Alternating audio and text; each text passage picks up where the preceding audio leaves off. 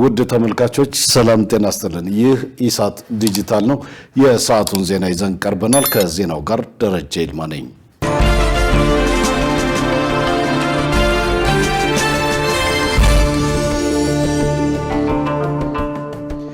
የአድዋ ድል ኢትዮጵያውያን ለነጻነታቸው ያላቸውን ቁርጠኝነት ያሳዩበት ነው ሲሉ የህንዱ ጠቅላይ ሚኒስትር ናሬንድራ ሞዲ ገለጹ። የህንዱ ጠቅላይ ሚኒስትር ይህንን ያሉት በኢፌዴሪ 6ኛ የህዝብ ተወካዮችና የፌዴሬሽን ምክር ቤቶች 5ኛ ዓመት የሥራ ዘመን የጋራ ስብሰባ ላይ ተገኝተው ንግግር ባደረጉበት ወቅት ነው። ትዕግስት ተስፋዬ ጠቅላይ ሚኒስትር ናሬንድራ ሞዲ በኢፌዴሪ 6ኛው የህዝብ ተወካዮችና የፌዴሬሽን ምክር ቤቶች 5ኛ ዓመት የሥራ ዘመን የጋራ ስብሰባ ላይ ተገኝተው ንግግር ያደረጉ ሲሆን በዚህ ወቅት የአድዋ ድል ለሌሎች በቀኝ ግዛት ስር ለነበሩ የዓለም ሀገራት ተስፋ የሰጠና ኢትዮጵያን ነጻነታቸውን ያስከበሩበት ነው ሲሉ ተናግረዋል። This morning I had the honor to lay ዛሬ ጠዋት ላይ በአድዋ ድል መታሰቢያ የአበባ ጉንጉን የማስቀመጥ እድል አግኝቻለሁ። ይህ ድል መታሰቢያ ወደ ኋላ ጊዜን የሚያስታውስ ነው። የኢትዮጵያ ድል እንዴት በኮሎኒያሊዝም ስር የነበሩ የዓለም ሀገራትን እንዳነቃቃ ማየት ይቻላል። ለክብርና ለነጻነት የተደረገ ትግል ሌላም ነገር የሚያስታውሰን አለ። የዓለማችን የደቡብ ክፍል ለራሳቸው መብት ሊቆሙ እንደሚገባ can stand up for themselves.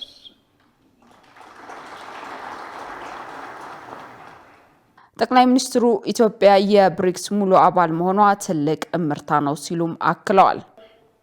As member of one family and we work for a world.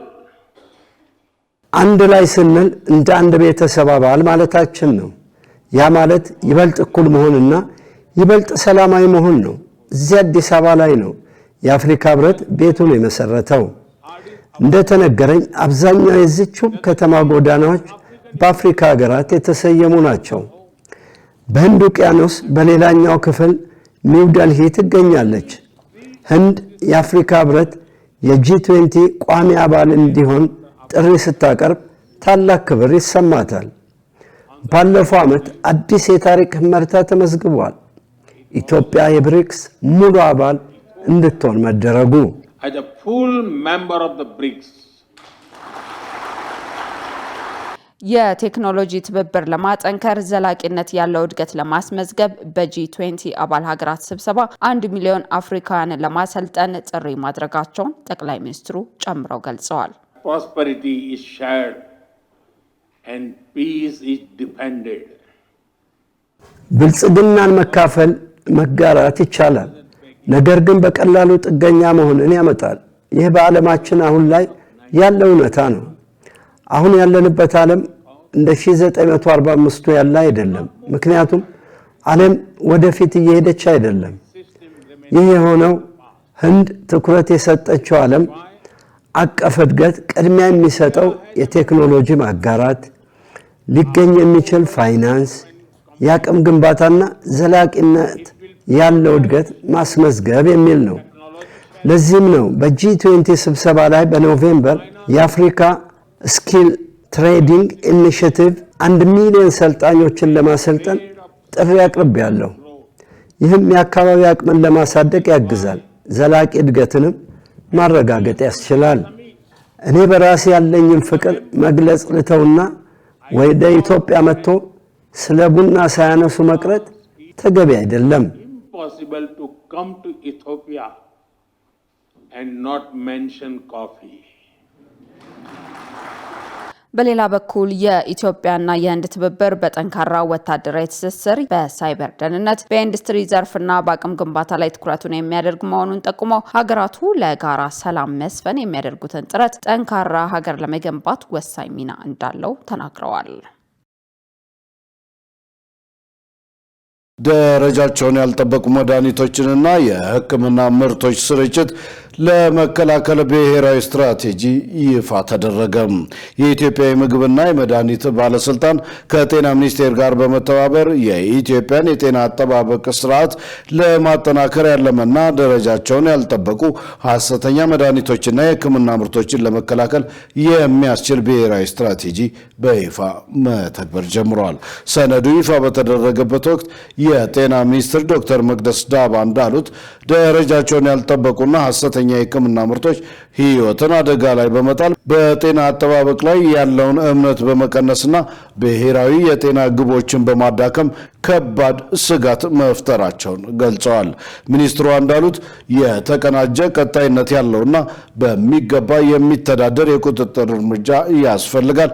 የስትራቴጂው እቅድ ዓላማዎች በማስረጃ ላይ በተመሰረቱ ስልቶችና ጠንካራ የአስተዳደርና የክትትል ማዕቀፍ አማካኝነት ግልጽ ሆኖ ለተግባር መዘጋጀቱን ተናግረዋል። የኢትዮጵያ የምግብና መድኃኒት ባለስልጣን ዋና ዳይሬክተር ሄራን ገርባ በመልእክታቸው ባለስልጣኑ ደረጃቸውን ያልጠበቁና ሐሰተኛ የሕክምና ምርቶችን ስርጭት ለመግታት ያለውን ቁርጠኝነት አረጋግጠዋል።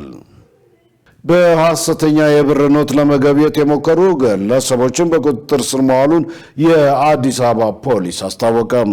በአዲስ አበባ ከተማ 15000 የሐሰተኛ የገንዘብ ኖት ወደ ገበያ ለማስገባት ሲንቀሳቀሱ የነበሩ ሁለት ግለሰቦች በልደታ ክፍለ ከተማ ወረዳ 7 ልዩ ስሙ አሰብ ሆቴል ተብሎ በሚጠራው አካባቢ ከነ ኤግዚቢቱ በቁጥጥር ስር መዋሉን የአዲስ አበባ ፖሊስ አስታውቋል። የልደታ ክፍለ ከተማ ፖሊስ መምሪያ እንደገለጸው ናታኒም ፍጹምና ሚኪያስ ዳባ የተባሉ ግለሰቦች ምንጩ ያልታወቀ 15000 ሐሰተኛ የብር ኖት በ8000 ትክክለኛ የኢትዮጵያ ብር ለመሸጥ ሲንቀሳቀሱ እንደነበር በመጥቀስ ከህብረተሰቡ በደረሰው ጥቆማ መሰረት ባደረገው ክትትል በቁጥጥር ስር መዋላቸውን አስታውቋል።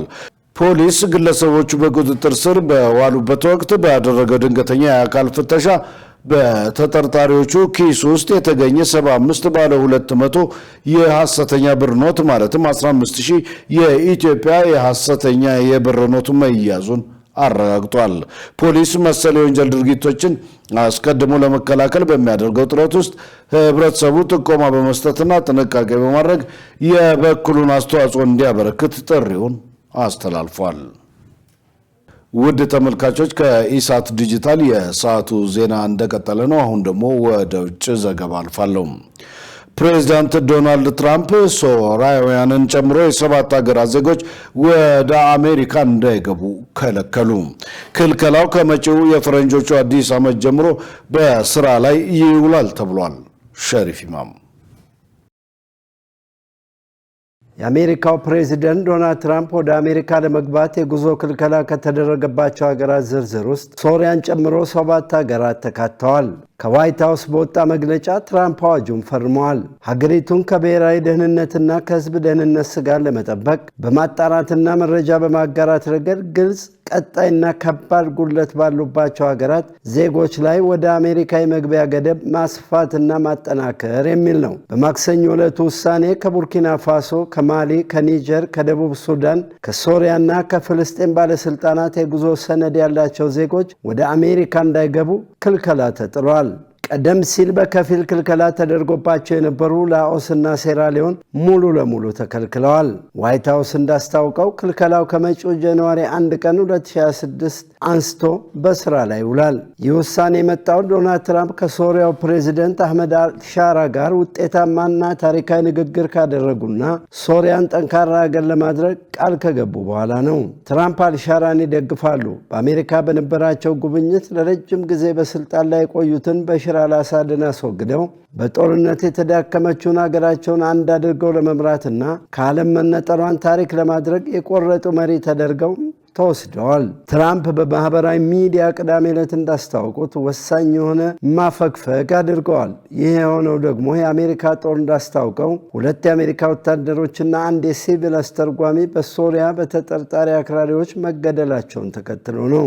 ጥቃቱን ለሪፖርተሮች አስፈሪ ጥቃት ብለውታል። ዋይት ሃውስ ለሶሪያ የቪዛ ክፍያ ከልክ በላይ የመቆየት መጠንን በመጥቀስ እገዳውን አጽንተዋለች። ሶሪያ ከረጅም ጊዜ እርስ በርስ አለመረጋጋትና ከጦርነት እየወጣች ነው። ሀገሪቱ ከአሜሪካ ጋር በቅርበትና በመተባበር የደህንነት ችግሮቿን ለመፍታትም እየሰራች ነው። ሶሪያ አሁንም ፓስፖርት ወይም የሲቪል ሰነድ ለማውጣት ጠንካራ ማዕከላዊ ባለስልጣን የላትም። ተገቢ የማጣሪያና የመለያ መስፈርትም የላትም ብሏል ዋይት ሃውስ።